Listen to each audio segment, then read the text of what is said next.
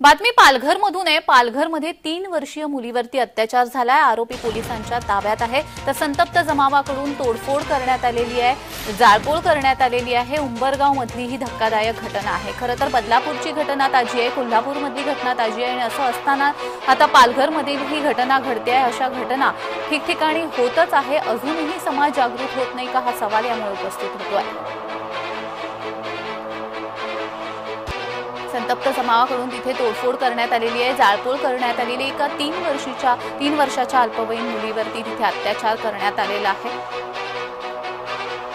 आणि त्यामुळे अशा नराधमांना कठोरात कठोर शिक्षा झाली पाहिजे असंच एकूणच समाजाकडून सांगण्यात येत आहे।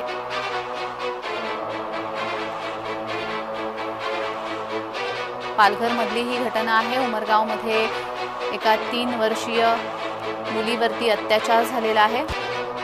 तर या संदर्भात अधिक माहिती देत आहेत आमचे पालघरचे प्रतिनिधी विनायक पवार। विनायक, खरं तर मनाला उद्विग्न करणारी आणि संतप्त करणारी ही गोष्ट आहे। एका 3 वर्षाच्या मुलीवरती अत्याचार झालाय। बदलापूरची घटना ताजी आहे, इतरही अनेक ठिकाणी अशा घटना घडत आहेत। पालघरमध्ये ही घटना घडली आहे, काय अधिकची माहिती आहे? हो जान्हवी, महाराष्ट्र सीमेनजीक असलेल्या गुजरातमधील उमरगावात 3 वर्षीय मुलीवर एका नराधमाकडून अत्याचार करण्यात आला आहे।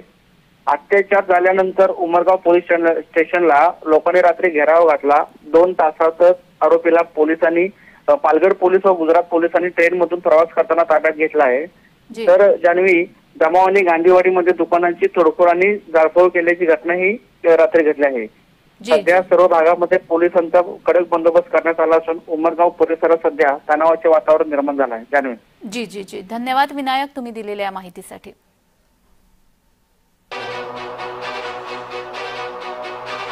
पालघरमधली ही घटना आहे। एका 3 वर्षाच्या मुलीवरती अत्याचार झालेला आहे आणि त्या नराधमाला आता पोलिसांनी ताब्यात घेतलं।